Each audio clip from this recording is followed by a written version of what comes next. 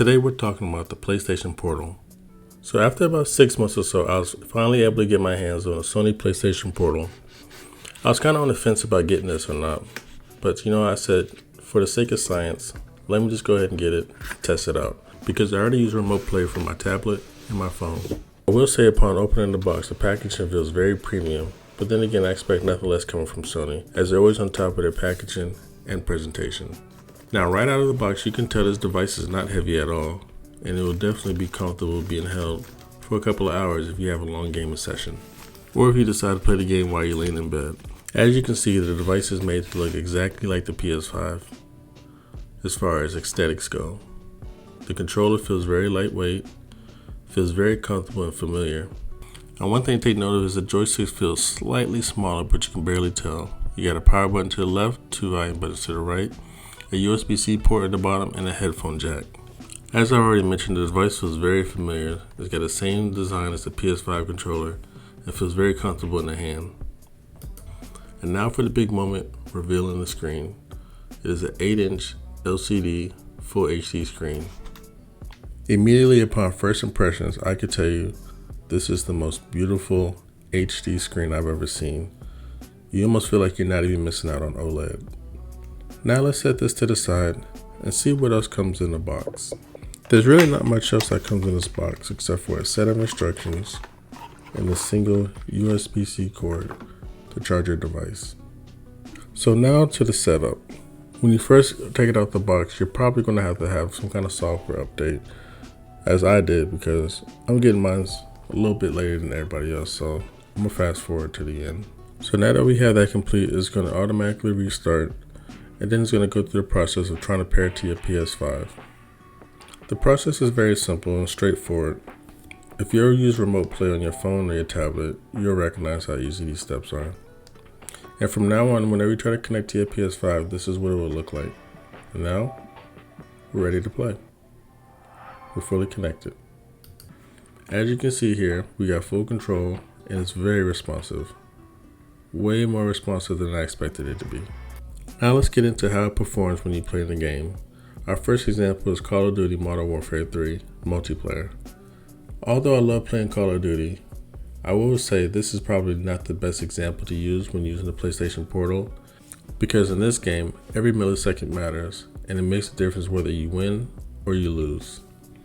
Although I'm just playing multiplayer for the fun of it and just to test, it's still pretty responsive, but you can definitely tell there's a slight delay and a little bit of latency that will make the difference whether you win or you lose. I don't really play a lot of multiplayer games. I tend to play more battle royales, but I can tell you right now, I would not even attempt to take this game and play Warzone, especially not in competitive mode like rank, as you're not going to have a great experience because the latency and the delay is just too much to overcome. So now that we're all connected, I decided to leave the room where the PS5 was located and take it into another room and sit on the couch and see how the experience was. For best results, you want to hardwire or plug up your PS5 to your internet through an Ethernet cord. As this device is completely reliant on internet, you'll get better and faster response times. As I just mentioned, this is a completely reliant device with internet, as you cannot download games directly to the device. So if your internet is not strong at home, you're not going to have the best experience. Initially, I had my PlayStation connected to the Wi-Fi and the PlayStation Portal connected to the Wi-Fi, but that kind of gave me varied results. Sometimes it was clear, sometimes it was kind of blurry. So then I decided to just hardwire through an Ethernet cord, and ever since then, the image has been crisp and clean. So definitely plugging your PS5 up via cord is definitely going to give you the best results, because if you're completely relying on Wi-Fi on both ends, you're not going to have the best experience. And I completely understand that not everybody has the option to run an Ethernet cord to the console, such as myself. So in that case, a power line adapter will suit you just fine. And now I'm about to show you a real-world example of how long it takes to wake the PlayStation 5 up from complete sleep to getting into the game.